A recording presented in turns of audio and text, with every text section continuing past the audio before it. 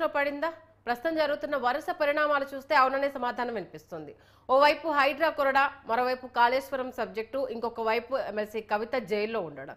ఏం చేయాలో తోచని పరిస్థితుల్లో ప్రభుత్వం పైన అటాక్ చేసేందుకు బీఆర్ఎస్ ప్రభుత్వం సిద్ధమైందా అంటే, రైతు రుణమాఫీ అంశానికి సంబంధించి ఊతం తీసుకొని ఇప్పటికే అనేక జిల్లాల్లో ధర్నాలు చేసిన విషయం తెలిసిందే. మరి రాబోయే రోజుల్లో యాక్షన్ ప్లాన్ ఎలా ఉండబోతోంది, ఏ అంశాలతో ముందుకెళ్లబోతోంది, ఈ అంశం సంబంధించి పూర్తి డీటెయిల్స్ ఇచ్చడానికి మా కరెస్పాండెంట్ బ్రహ్మాజీ లైవ్ లో అందుబాటులో ఉన్నారు. బ్రహ్మాజీ, చూసుకుంటే ఆల్మోస్ట్ ఆల్ ఎదురు దెబ్బలే బీఆర్ఎస్ పార్టీకి తగులుతున్నాయని మనకు క్లియర్ కట్ గా తెలుస్తోంది.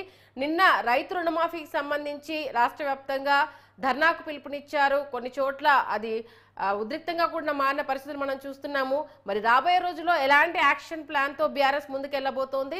ప్రస్తుతం జరుగుతున్న పరిణామాలతో బీఆర్ఎస్ అడుగులు ఎటుపడబోతున్నాయి?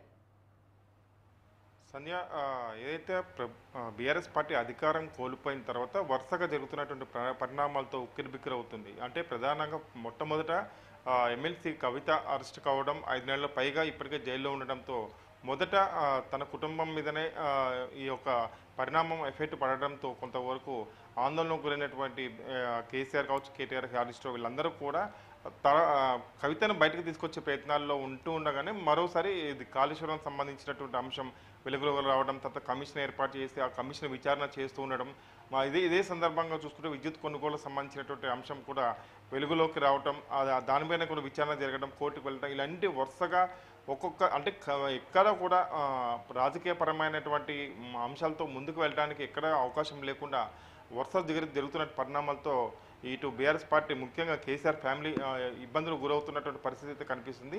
ఇదే సందర్భంగా ఏదైతే జానవాడ ఫామ్ హౌస్ కేంద్రంగా ఈ యొక్క హైడ్రా దూకుడుతో మొత్తం అంటే ప్రధానంగా చెరువులు కానీ, కుంటలు కానీ, పార్కులు కానీ ప్రభుత్వ స్థలాల్లో ఆక్రమించి కట్టినటువంటి ఏ కట్టడానైనా కూల్చివేస్తామని ఇప్పటికే దానికి సంబంధించిన చర్యలు కూడా ప్రారంభమైన నేపథ్యంలో ఏదైతే ఈ జానవాడ ఫామ్ హౌస్ అంటే కేటీఆర్ ఫామ్ హౌస్గా చెప్పబడుతున్నటువంటి జానవాడ ఫామ్ హౌస్ మీద కూడా ప్రధానంగా హైడ్రా దూకుడు పెంచుతున్న క్రమంలో ఇటీవల హైకోర్టులో దీని మీద విచారణ జరిగింది. అయితే ఇటువైపు ఎక్కడ కూడా జానవాడ ఫామ్ హౌస్ కూల్చివేయద్దు అంటూ వేసినటువంటి పిటిషన్ కూడా వాళ్ళకి ఊరట లభించలేదు. అంటే అదేవిధంగా హైడ్రాను కూడా కూల్చివేయమని కూడా కోర్టు ఆదేశించలేదు. అంటే వాళ్ళకైతే ఒక క్లారిటీ అయితే ఇంతవరకు ఆ విషయంలో ఎక్కడ రాని పరిస్థితుల్లో ఇటువైపు జరుగుతున్నటువంటి హైడ్రా కూల్చివేతలతో ఖచ్చితంగా తమ ఫామ్ హౌస్ని కూల్చివేసే అవకాశం ఉందని చెప్పని కేటీఆర్ అండ్ టీం భావిస్తుంది. అయితే ఇప్పటికే కేటీఆర్ కూడా చాలా స్పష్టం చేశారు, ఆ ఫామ్ హౌస్ తనది కాదు, తను ఫ్రెండ్ నుంచి లీజు తీసుకున్నాను అని చెప్పినప్పటికీ కూడా జానవాడ ఫామ్ హౌస్ గతంలో బీఆర్ఎస్ పార్టీ అధికారంలో ఉన్న క్రమంలో ప్రస్తుతం సీఎం రేవంత్ రెడ్డి అప్పట్లో ఉన్నటువంటి ప్రతిపక్ష నేతగా అంటే సీఎం ఎంపీగా ఉన్న సమయంలో జరిగినటువంటి సంఘటన డ్రోన్ ఎగురవేయడం, తర్వాత ఆయన మీద కేసులు పెట్టడం, ఇవన్నీ నేపథ్యంలోనే కక్ష సాధింపు రాజకీయాల్లో భాగంగా ఈ విధంగా చేస్తుందని బీఆర్ఎస్ పార్టీ చెప్తుంది.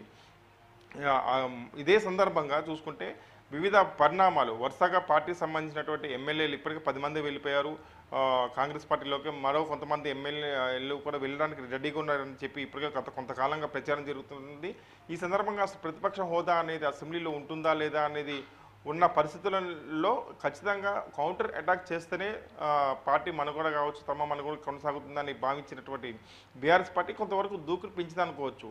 ఏదైతే ప్రధానంగా రుణమాఫీ సంబంధించినటువంటి అంశాన్ని వెలుగులోకి తీసుకొస్తూ ప్రభుత్వం చెప్తున్నట్టుగా 100% ఎక్కడ కూడా రుణమాఫీ జరగలేదు, కేవలం 17,000 కోట్లు మాత్రమే ఇప్పటివరకు రుణమాఫీ జరిగింది, ఇంకా చేయాల్సింది చాలా ఉంది, 40,000 కోట్ల వరకు చేయాల్సి ఉంటుందని చెప్తూ ఉంటే వాళ్ళ వాదనకు బలం చేకూర్చేలాగా ఇటీవల మంత్రి బట్టి విక్రమార్క మాట్లాడుతూ 17,000 కోట్లు కాదు 7,000 కోట్లు మాత్రమే మాఫీ చేస్తాం, ఇంకా చేయాల్సింది చాలా ఉందని ఇవ్వటం అనేది కొంతవరకు బీఆర్ఎస్ పార్టీకి మరో అస్త్రం కింద ప్రభుత్వం ఇచ్చినట్టుగా, అంటే ముఖ్యంగా బట్టి విక్రమార్కనే ఇచ్చినట్టుగా తెలుస్తుంది. దీంతో నిన్నటి నుంచి కూడా రుణమాఫీ సంబంధించిన అంశంపై ఇటు కేటీఆర్, హరీష్ రావు తదితరులందరూ కూడా దీని మీద ఆందోళన నిర్వహిస్తున్నారు. నిన్న చేవెళ్ళలో కేటీఆర్ పాల్గొన్నారు. ఇదే సందర్భంగా యాదగిరిగుట్టలో ఏదైతే రేవంత్ రెడ్డి వివిధ ప్రాంతాలకు వెళ్ళిన సమయంలో, వివిధ పర్యటనలు చేసిన సమయంలో దేవాలయాల వద్దకు వెళ్ళి ప్రమాణం చేసి రుణమాఫీ 100% పూర్తి చేస్తాను ఆగస్టు 15వ తేదీలోపు అని చెప్పిన ఈ మాట ఏదైతే ఉందో అదంతా దేవుళ్ళని అపచారం చేయడంతో పాటు రైతులు కూడా మోసం చేశారంటూ ఈయన మొత్తం టెంపుల్ టూరు మొదలుపెట్టారు. నిన్న యాదగిరిగుట్టలో మొదలుపెట్టిన తర్వాత నిన్న ఆలయంలో జరిగినటువంటి ధర్నాల కార్యక్రమాలు పాల్గొన్నారు. తర్వాత వరుసగా టెంపుల్స్కి వెళ్తూ ఏదైతే దేవుళ్ళకు సీఎం ఒక రాష్ట్ర ప్రభుత్వాధినేత ఆ, అపచారం చేశారు కాబట్టి రాష్ట్రాన్ని కాపాడాలంటూ కోరుతూనే సీఎం రేవంత్ రెడ్డిని క్షమించమంటూ దేవుళ్ళను కోరుతానని ఇప్పటికే హరీష్ రావు ప్రకటించారు. అందులో భాగంగా నేను యాదగిరిగుట్ట వరుసగా క్రమంలో దర్గాలు, మస్జిదులు, చర్చిలు ఇవన్నీ కూడా ఆయన టూర్ పెట్టుకున్నారు. అంటే మొత్తం మీద చూస్తే బీఆర్ఎస్ పార్టీ అనేది తనకున్న పరిస్థితి నుంచి బయటపడేందుకు కౌంటర్ అటాక్ చేస్తుంది అని ఖచ్చితంగా చెప్పుకోవచ్చు. రాజకీయ విశ్లేషకులు కూడా ఇదే చెప్తున్నమాట. అంటే బ్రహ్మాజీ, 1-2 రోజులు అంటే రైతు రుణమాఫీకి సంబంధించి అంటే ఒక వారం వరకు దాన్ని సాగదీసే అవకాశం ఉంటుంది. ఆఫ్టర్ దట్ ఏంటి అన్న ఒక క్వశ్చన్ మార్క్ అయితే ఉంటుంది. ఇప్పటికే ఆపరేషన్ ఆకర్షికి సంబంధించి మళ్ళీ కాంగ్రెస్ గవర్నమెంట్ అడుగులు వేయబోతోంది.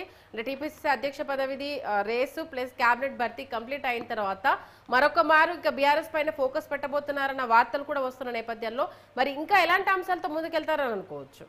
ప్రభుత్వం తను చేసే పని ఏదైతే చేస్తూనే ఉంటుంది. హైడ్రాతో కూల్చేతలు మొదలు పెట్టడం కావచ్చు, ఎమ్మెల్యేలను పార్టీలోకి తీసుకోవడం కావచ్చు, ఇలాంటి రాజకీయపరమైన ప్రభుత్వపరమైనటువంటి పరిణామాలు కంటిన్యూ జరుగుతూనే ఉంటాయి. వాళ్ళని కౌంటర్ అటాక్ చేయడానికి ఒక్కొక్క అంశాన్ని బీఆర్ఎస్ కూడా తీసుకోవాల్సి ఉంటుంది. ఇప్పటికే రుణమాఫీ అనేది తీసుకున్నది కాబట్టి దాన్ని కంప్లీట్గా ప్రభుత్వం చెప్పిన లెక్కలు అంటే ఉత్తమ్ కుమార్ రెడ్డి కావచ్చు, బట్టి విక్రమార్క చెప్పినటువంటి లెక్కల ప్రకారం చూస్తే 100% పూర్తి కాలేదని బీఆర్ఎస్ పార్టీ చెప్తుంది. సో ఇదే అంశాన్ని లాంగ్ టర్మ్ తీసుకునేలాగా కనిపిస్తుంది. ఎందుకంటే రుణమాఫీ 100% పూర్తి కావాలంటే ఇప్పట్లో సాధ్యమయ్యే పని కాదు. అంటే బీఆర్ఎస్ పార్టీ చెప్తున్న లెక్కల ప్రకారం. సో రుణమాఫీ అంశాన్ని ప్రధానంగా లాంగ్ టర్మ్ తీసుకోవాలి, ఇది కంటిన్యూస్ ప్రాసెస్గా ఉండాలని చెప్పని బీఆర్ఎస్ పార్టీ భావిస్తుంది. అంటే ఈ రుణమాఫీ సంబంధించిన అంశం మీద ప్రతిరోజు ప్రతి చోట ఏదో రకంగా స్పందించడం, అంటే ధర్నాలు కావచ్చు, రాస్తాలు కావచ్చు, ఇంకా ప్రెస్ మీట్లలో మాట్లాడడం, ఈ రకరకాలుగా ఎప్పటికప్పుడు కౌంటర్ చేయడం అనేది ప్రధాన లక్ష్యంగా కనిపిస్తుంది. ఇదే సందర్భంగా పార్టీలు నుంచి వివిధ అంటే ముఖ్యంగా అధికార కాంగ్రెస్ పార్టీలోకి వెళ్ళే వాళ్ళు ఎవరైతే ఉన్నారో వాళ్ళని కంట్రోల్ చేసుకోవడం ప్రధానంగా.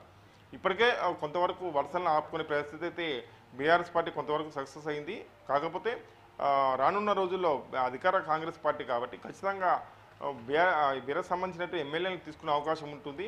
సో ఇక్కడ కూడా కొంతవరకు బీఆర్ఎస్ పార్టీకి ఇబ్బందులు వచ్చే పరిస్థితుల్లో ఎమ్మెల్యేలు చేజారిపోకుండా కొంతవరకు కాపాడుకోవాలన్న ప్రయత్నాలు ఉంటుంది. దానికి సంబంధించి వివిధ అంశాలు కూడా తీసుకుంటుంది. ఒక రుణమాఫీ సంబంధించిన అంశం కావచ్చు, శాంతి భద్రతల విషయం కావచ్చు, ఇలాగ వరుసగా ఒక ప్రాధాన్య క్రమంలో ఒక్కొక్క అంశాన్ని తీసుకుంటూ ఖచ్చితంగా ప్రజల్లో ఉండాలని ఒక నిర్ణయానికి వచ్చింది. త్వరలోనే కేసీఆర్ కూడా వివిధ ప్రాంతాలకు వెళ్తారని బీఆర్ఎస్ పార్టీ నేతలు చెప్తున్నారు. అలాగే హైడ్రా అంశానికి సంబంధించి జన్వాడ ఫామ్ హౌస్ కేంద్రంగా రాజకీయం అంతా తిరుగుతూ ఉంది. దానికి కోర్టు కూడా స్టే ఇవ్వలేమంటూ చెప్పడం జరిగింది. మరొక్క మారు అంటే కాంగ్రెస్ అయితే హైడ్రా అంశాన్ని చాలా గట్టిగా తీసుకుంది. బీఆర్ఎస్ నేతలకు చెక్ పెట్టేందుకు, వాళ్ళ తోకల్ని కట్ చేసేందుకు ఇది అస్త్రంగా పనికొస్తుంది అంటూ కూడా కాంగ్రెస్ నేతలు బాహాటంగానే తెలియజేస్తున్నారు. మరి ఈ కూల్చివేతలకు సంబంధించి మరి బీఆర్ఎస్ గవర్నమెంట్ ఎలా అడుగులు వేసే అవకాశం ఉంది? ఎందుకంటే కేటీఆర్ఏ చాలా క్లియర్ కట్గా చెప్పడం జరిగింది.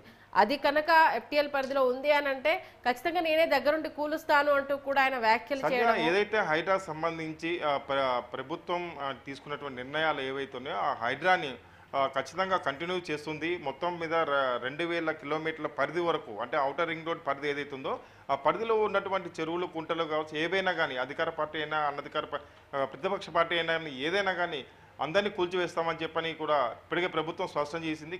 హైకోర్టులో ఇదే అంశాన్ని కూడా ప్రస్తావించింది. అయితే బీఆర్ఎస్ పార్టీ వాళ్ళు చెప్తున్న ప్రకారం ఏంటంటే కాంగ్రెస్ పార్టీకి సంబంధించినటువంటి వాళ్ళే కూడా ఉన్నాయి కాబట్టి వాళ్ళ కూల్చివేతలు మొదలు పెట్టాలని చెప్పని బీఆర్ఎస్ పార్టీ అడుగుతుంది.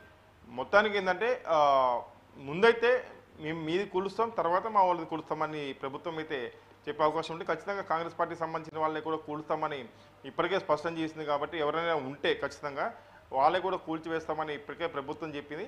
మొత్తం మీద చూస్తే ఏదేమైనప్పటికీ కూడా హైడ్రాతో కూడా ప్రభుత్వం కొంచెం వరకు దూకుడు పెంచింది అనుకోవచ్చు. Sandhya. Okay, thank you Brahmaji.